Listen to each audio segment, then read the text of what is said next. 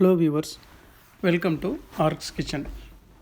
சேனலுக்கு என்ன சப்ஸ்கிரைப் பண்ணலன்னா சப்ஸ்கிரைப் பண்ணிவிடுங்க, பெல் பட்டனையும் கிளிக் பண்ணிவிடுங்க.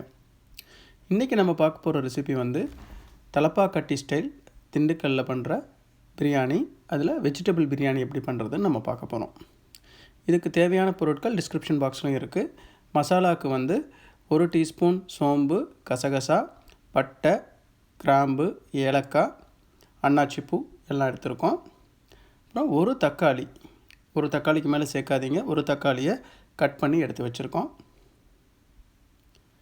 1/4 கப்பு தயிர், அது போதும். அப்புறம் வெங்காயம் வந்து 2 வெங்காயம், 2 வெங்காயத்தை நம்ம ஃப்ரை பண்ண போகிறோம். ஒரு அரை வெங்காயத்தை வந்து அரைச்சி சேர்க்க போகிறோம். 3 பச்சை மிளகா, சோயா சங்க்ஸ் உங்களுக்கு வேணும்னா.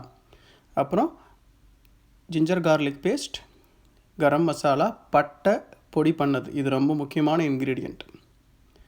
அதுக்கப்புறம் வேணுங்கிற அளவுக்கு புதினா இலையும் கொத்தமல்லி இலையும்.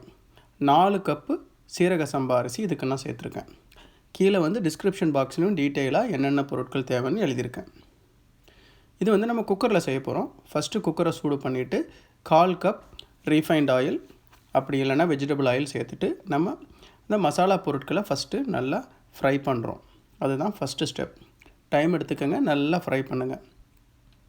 அதுக்கடுத்து வந்து ஒரு பிரியாணி இலை அது கூட சேர்த்து இன்னும் கொஞ்சம் நேரம் ஃப்ரை பண்ணதுக்கப்புறம் வெங்காயம் சேர்க்குறோம். அந்த வெங்காயத்தில் வந்து அந்த 2 பெரிய வெங்காயத்தை நீல வாக்கில் கட் பண்ண வெங்காயத்தை சேர்த்து நல்லா வெங்காயம் நிறம் மாறுற வரைக்கும் நல்லா ஃப்ரை பண்ணுங்கள்.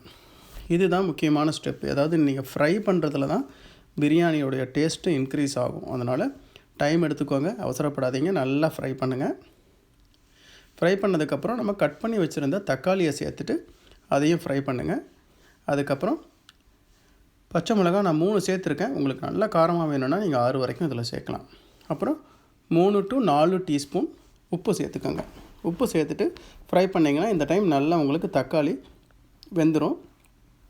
வெந்ததுக்கப்புறம் என்ன பண்ணுங்கன்னா நீங்கள் 2 டீஸ்பூன் ஜிஞ்சர் கார்லிக் பேஸ்ட் அதை சேர்த்துட்டு இந்த பச்சை வாடை போகிற வரைக்கும் நல்லா ஃப்ரை பண்ணுங்கள். இப்போ வந்து நம்ம அரை வெங்காயம் எடுத்து வச்சுருந்தோம் இல்லைங்களா, அதை வந்து மிக்சர் ஜாரில் போட்டு நல்லா மையாக அரைச்சி இது கூட சேர்த்துருங்க. சேர்த்துட்டு நீங்கள் இப்போ ஃப்ரை பண்ணுறதுலன்னா இந்த இஞ்சி பூண்டு பேஸ்ட்டு, வெங்காய பேஸ்ட் அந்த பச்சை வாடை போகிற வரைக்கும் நல்லா ஃப்ரை பண்ணணும். நான் முதல்ல சொன்னது தான், பிரியாணிக்கு நீங்கள் நல்லா ஃப்ரை பண்ணிக்கிட்டே இருக்கணும். இது நல்லா வதக்கினதுக்கப்புறம் இப்போ என்ன பண்ண போகிறோன்னா நம்ம எடுத்து வச்சுருந்த புதினா இலையும் கொத்தமல்லி இலையும் இதில் சேர்த்துட்டு உங்களுக்கு எவ்வளோ சேர்க்க முடியுமோ சேர்க்கலாம். நல்லா வாசனை வரும். சேர்த்துட்டு அதையும் நீங்கள் வந்து நல்லா இந்த பச்சை இது போகிற வரைக்கும் ஃப்ரை பண்ணுறோம். ஃப்ரை பண்ணிவிட்டு இப்போ தான் நம்ம மசாலா பவுடருக்கான இன்க்ரீடியன்ட் சேர்க்குறோம். இதில் வந்து பட்டை சேர்க்குறோம். பட்டையை வந்து பொடி பண்ணது, இதுதான் முக்கியமான இன்க்ரீடியண்ட். இதை மிஸ் பண்ணிடாதீங்க, இதுதான் மெயின் ஃப்ளேவர் கொடுக்கும். அப்புறம் கரம் மசாலா சேர்க்கணும். சேர்த்துட்டு இது 2ஐயும் நல்லா ஃப்ரை பண்ணிவிடுங்க. உங்களுக்கு இன்னும் கொஞ்சம் காரம் வேணும்னு நினச்சிங்கன்னா சில்லி பவுடர் சேர்த்துக்கலாம். சேர்த்துட்டு அதுக்கப்புறம் நம்ம எடுத்து வச்சுருந்த 1/4 கப் யோகட், தயிரையும் சேர்த்துட்டு வேணுங்கிற அளவுக்கு வெஜிடபிள்ஸ், உங்களுக்கு என்ன வெஜிடபிள்ஸ் பிடிக்குமோ சேர்த்துக்கலாம். நான் கேரட், பீன்ஸ், பட்டாணி சேர்த்துருக்கேன்.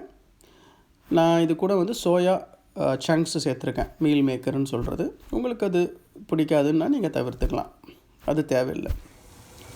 போட்டு நம்ம இதெல்லாம் சேர்த்துட்டு நம்ம மூடி வச்சு நல்லா ஒரு 3 நிமிஷம் நல்லா குக் பண்ண விடுங்க. குக் பண்ண விட்டதுக்கப்புறம் இப்போ நம்ம ஊற வச்சுருக்கணும் ஒரு 5 நிமிஷமாவது. நீங்கள் இந்த சீரக சம்பா ரைஸை வந்து தண்ணியில் ஊற வச்சுட்டு வெறும் ரைஸை மட்டும் சேர்த்து நல்லா கிளறுங்க. கிளறினதுக்கப்புறம் தண்ணி வந்து 1 கப்பு அரிசிக்கு 2 கப்பு தண்ணி கரெக்டான அளவு விடுங்க. அப்படின்னா தான் ரைஸ் நல்லா பதமாக வரும். அதை விட்டுட்டு நல்லா கிளறிட்டு நான் என்ன பண்ணுவேன்னா எப்பயுமே குக்கரில் வச்சு மூடுறதுக்கு முன்னாடி சும்மா ஒரு டேஸ்ட் பார்ப்பேன். உப்பு ரொம்ப அதிகமாக இருக்கா இல்லை கரெக்டாக இருக்கான்ட்டு செக் பண்ணிவிட்டு குக்கரில் வந்து கரெக்டாக 3 விசில் தான் விடுங்க, அதுக்கு மேலே விடாதீங்க, சாப்பாடு குழஞ்சிரும். கரெக்டாக 3 விசிலில் பார்த்திங்கன்னா ரைஸ் நல்லா பதமாக வெந்திருக்கு, வெஜிடபிள்ஸ் எல்லாம் வெந்திருக்கு. நல்லா அப்படியே தலப்பாக்கட்டு பிரியாணி ஸ்டைல் திண்டுக்கல் சீரக சம்பா பிரியாணி ரெடி. ட்ரை பண்ணுங்கள், இந்த ரெசிபி உங்களுக்கு கண்டிப்பாக பிடிக்கும். இந்த ரெசிபி எப்படி இருக்குன்னு பார்த்துட்டு உங்களுடைய கமெண்ட்ஸ் பதிவு பண்ணுங்கள். மறக்காமல் ஆர்க்ஸ் கிச்சனுக்கு சப்ஸ்கிரைப் பண்ணுங்கள். தேங்க்யூ.